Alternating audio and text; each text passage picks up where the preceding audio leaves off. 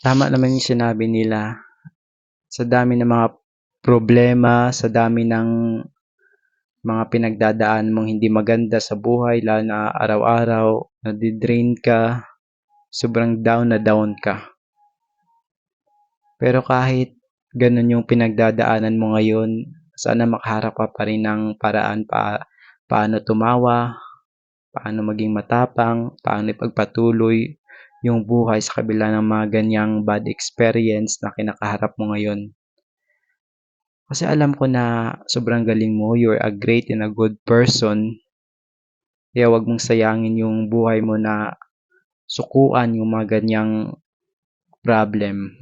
Alam ko kaya mo yan. Kasi ang dami mo ng pinagdaanan, lalo na ang dami mo ng pinagdaanan sa buhay para lang sumuko sa ganyang lalo na walang kwentang pangyayari. Kaya pagpatuloy mo yung buhay mo, maging matapang ka. I hope makahanap ka ng paraan para maging matapang, maging masaya.